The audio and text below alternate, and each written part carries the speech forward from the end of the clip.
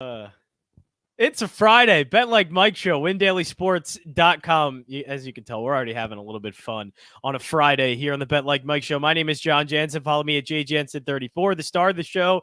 At North to North, you can follow him. It's Mike North. How you doing, Mike North? Happy Friday. I'm looking for the Twitter thing. I haven't had to do that for a while. Did you put it out? You sure it's out? It's up there. I just retweeted it and seeing my lovely, beautiful noon face. Here it is. I got it, ladies and gentlemen. See, when you're a night show host, noon is about 9 a.m. for me. That's early. Well, I'll tell you what. When you're a radio host, first of all, do you like working evenings? Do you like working the evenings? I like working evenings, probably the best. I love morning show radio, so I used to like listening to it and working it, but I'm not gonna lie, working it kind of stinks because I can't watch all the night games. The evening is just like that perfect time slot. I love that. Evening radio is the best. I remember I was working for Fox Sports Radio, and I was working weekends first before I eventually became the morning guy, right before Clay Travis. Did that for 3 years. But I had never worked weekends before. I had been during the week, but, I was working national radio now, working my way in. They said I would never get back to being a regular everyday host, and then all of a sudden that's what I became for 3 years with Andy Furman and Jonas Knox, who's very good, and I love Jonas. He's still there working mornings right now with Brady Quinn. And it was tough working the weekends. Sunday night football. I was working the nighttime shift. Sunday night football, a lot of other stuff. A lot of the football games weren't, when I was getting ready, weren't done yet. You're starting to collect information. It was a whole new dynamic because you were sharing an audience with basically the football game. That's what you were doing. Now, I've been up against the Cubs. So, I mean, I'm not saying that it was the toughest thing to do because you want to bring in as many people as you can.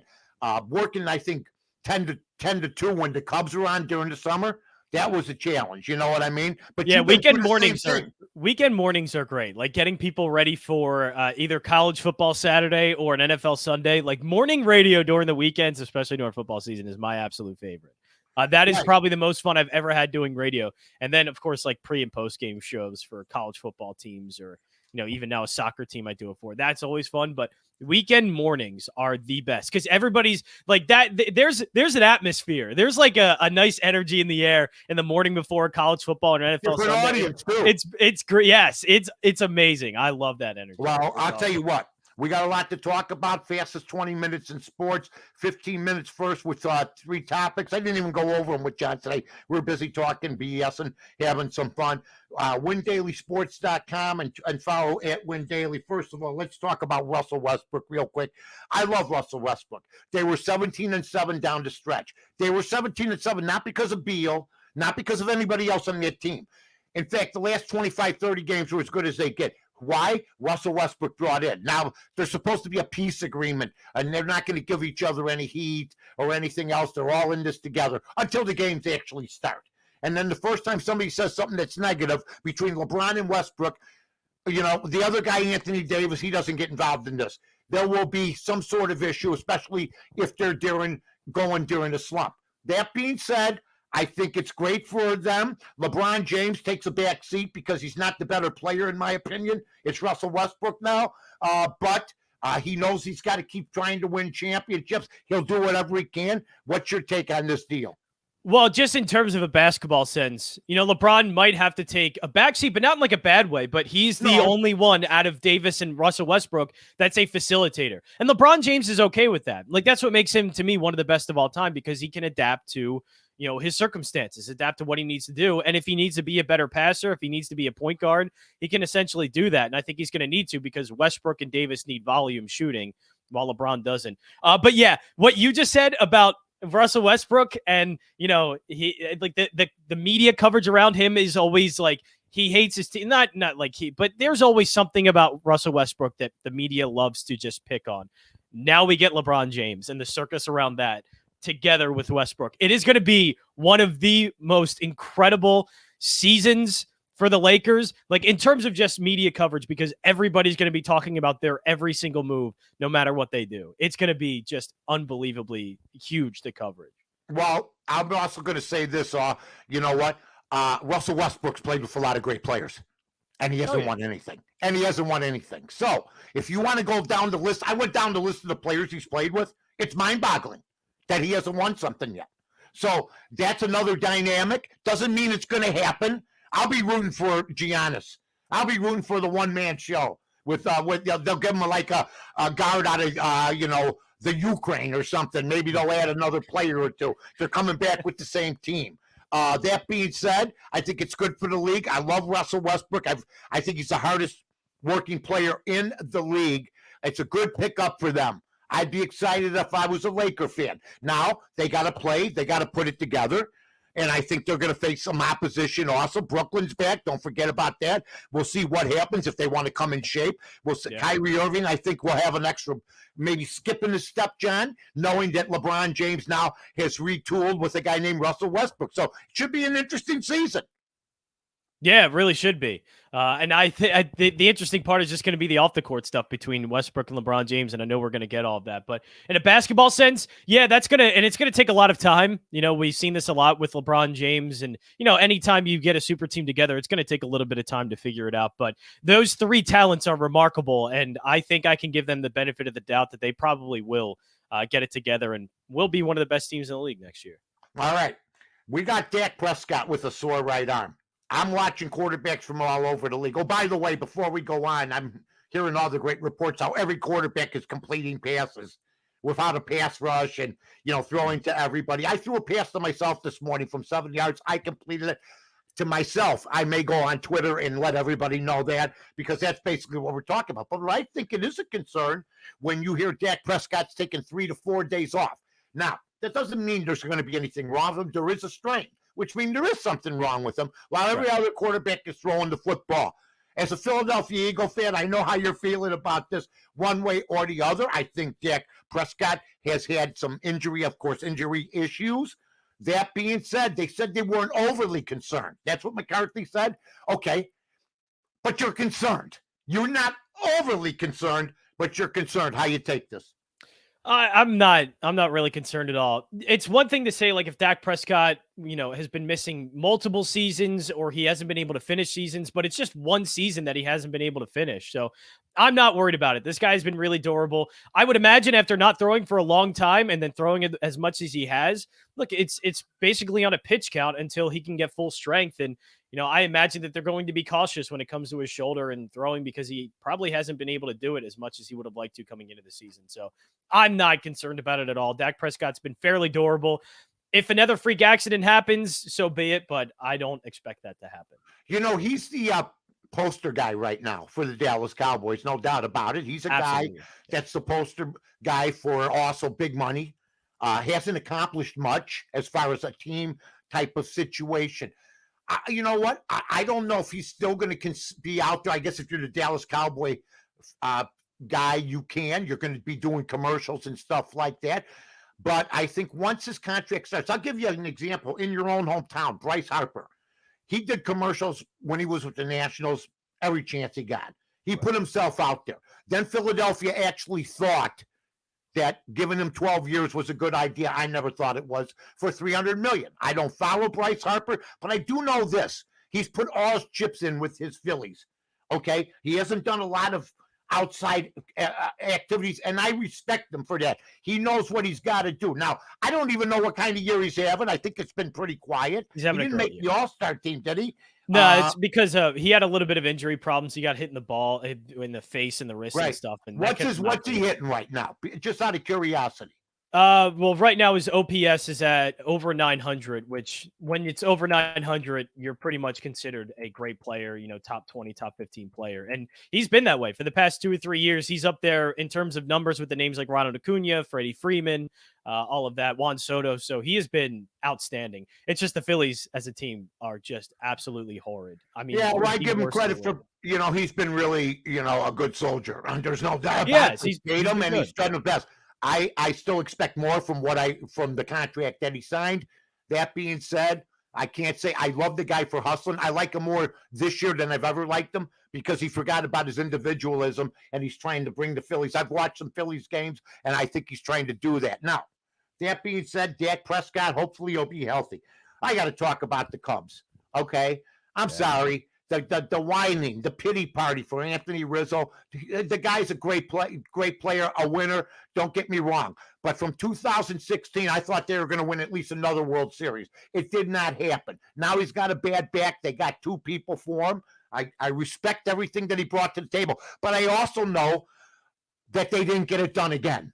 Okay? And they had, and the Central Division was a meek division for those years. They had a free ride and they couldn't get done. Then you saw a lot of individualism. You saw bad man. You saw Joe Madden leave. You saw Arrieta leave. You saw Hugh Darvish leave.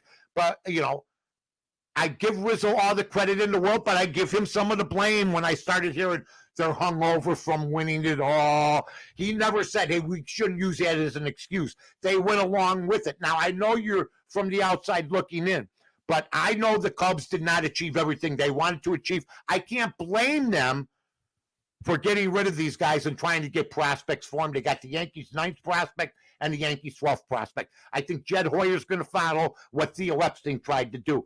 I think they're cutting bait. They think this team's not capable. Some of it was due because of ownership, because they got rid of Hugh Darvish and guys like Kyle Schwarber, but also by putting David Ross in there, basically the worst manager I've seen since Robin Ventura was manager for the Cubs. I think you let your buddies get away with murder, and that's it. How's your take from where you're seeing it, John? Because you've been through rebuilds. Yeah, well, I think the Cubs situation is really comparable to the Phillies, almost a decade ago. That great team, and they went all in. They had a great group of core guys. The Phillies won a World Series, and the Phillies probably should have won more than one. Agreed. But yeah, it's a little bit of like, they were great, and they gave the Cubs a good era of baseball, just like the Phillies did, but maybe could have been a little bit more. Absolutely. And then Cubs management didn't really let go of it at the time they should have, which is what happened to the Phillies and why they're still 10 years later rebuilding, because they kept those guys too long, and then all the value went away and you couldn't trade them away for anything. And so I think the Cubs, it took a little bit too long for them to figure out, like, maybe we should try a different direction here. And let me just say this. Some of these guys, including Rizzo, were offered extensions, and they turned it down. So it's not like the Cubs were saying, see you later. They believed in them. But you know what they decided to do? We want to play the free agent game. So when I see the crocodile tears, okay, I'm going to really miss this place and everything else. I understand that. But you couldn't have signed something that would have made you not miss this place. So to me, there's a lot of rhetoric, a lot of sadness from Cub fans. I mean, when I start hearing Cub fans say, and I think history to many Cub fans is a nightclub, not something you should know. They think it's a nightclub in downtown Chicago called history.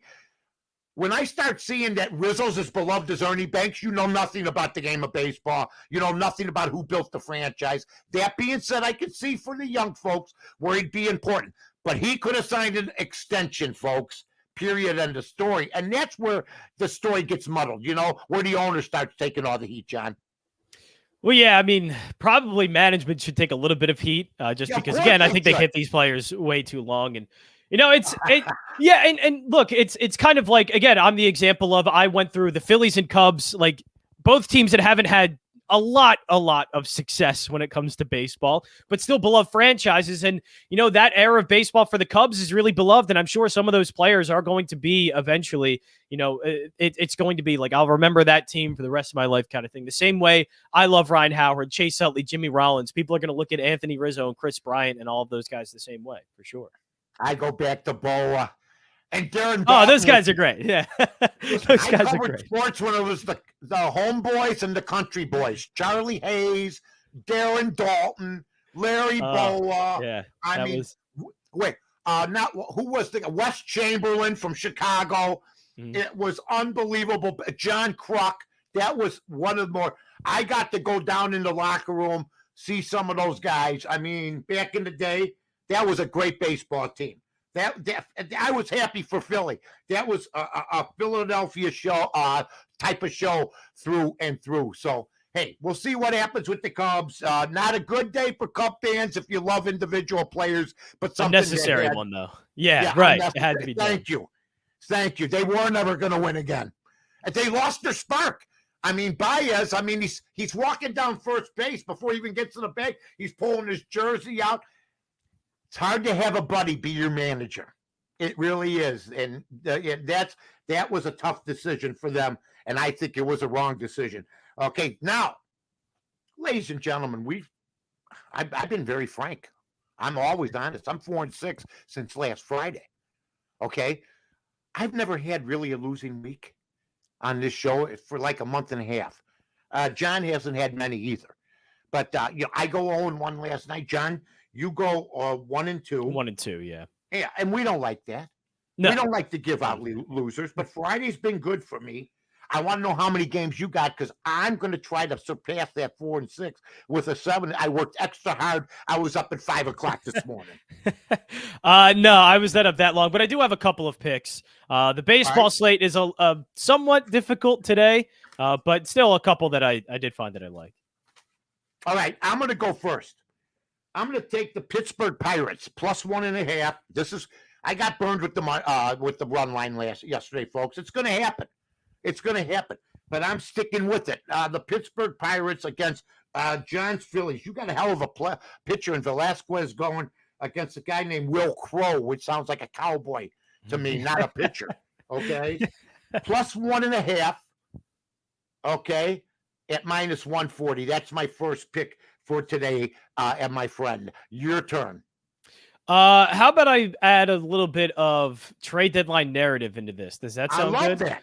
The St. Louis Cardinals are putting out their Wade LeBlanc, who's okay, 0-1, 3.45 ERA, not a lot, and the Cardinals have just been average, but the Twins are a bad team, and they're throwing out Jose Barrios. Jose Barrios is a very prime candidate to be traded today. Might as well take the minus 110 before he gets traded, and the Twins have to throw out there a bad pitcher because Jose Barrios is one of the only decent pitchers for the Twins. And so if he's gone, it's likely going to be a bullpen game or a starter that's not very good. So I imagine Jose Barrios is going to be scratched from this start. He'll be traded before the 4 p.m. trade deadline, and that price for the Cardinals is probably going to go up. So I'll take it minus 110 right now. And I think they do win the game either way. That's a good price for a team that's home. So you got St. Louis, and I will tell you this: maybe this is a game. I don't think he has to pitch a great game, but maybe this is a game where they want him to pitch, and he puts together a real good game, and maybe the price goes up a little bit. But there's not a lot of time at the trade deadline either. So yeah, it's 4 p.m. today. Yeah, right before the game. All right, so they got to make a decision. I'm with you then, St. Louis, as far as that goes. My next game, you got a game that looks like a cinch to me. Yet I did all the fact checking today. Corbin Burns for the Milwaukee Brewers. They're minus 130, but now I see it's up to minus 145. Atlanta with a guy named Toussaint, who's Toussaint. Yeah. I'm young pitcher, pretty good. Yeah, I'm taking the plus 1.5, and I'm going to take the Atlanta Braves at minus 135 in this one against a very good. Even though Yelich is snake bit, this poor guy. Here, he can't get on the field for God's sake. Milwaukee with Burns always favored. I'm going to look for Atlanta to keep it close, plus the 1.5 at minus 135. Your turn, John.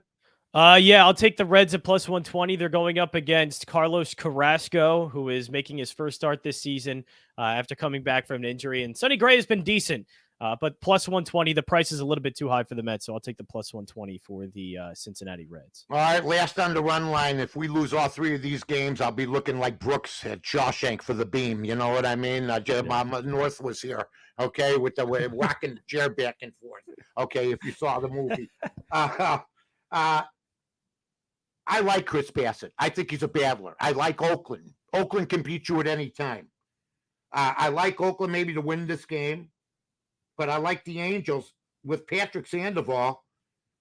Oakland's only favored minus 120 to 110 on the 10-cent line, and yet you have to pay 150 to get a 1.5. I'm taking the Angels plus the 1.5. So I got three dogs today. Pittsburgh plus 1.5 minus 140. Atlanta plus 1.5 minus 135. And the Angels plus 1.5 minus 150. You don't have to go 100, go 25, go 10, go whatever it is that you have to bet.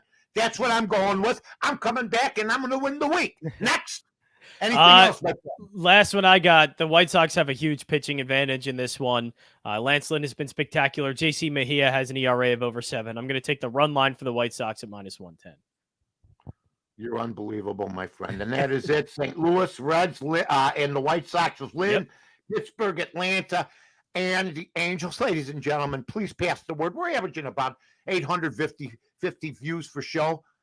for the show. I love that. Thank you. We appreciate that. Tell your friends. We'd like to get more, but to get that kind of steady audience every single day. And what I like is people are watching us the second day for a show that happened the day before. We love that too, because we know the content's good then, and you're going to get an honest opinion from us. So on behalf of my guy, John, we're working next week, right? Yeah. A few days next week. You got to be, okay, we got to be quiet about what the deal's going on. Right? Yeah. Oh, who knows who might be listening? You know what I'm saying? You never know. Johnny J, it's all good. And Mike North, see you.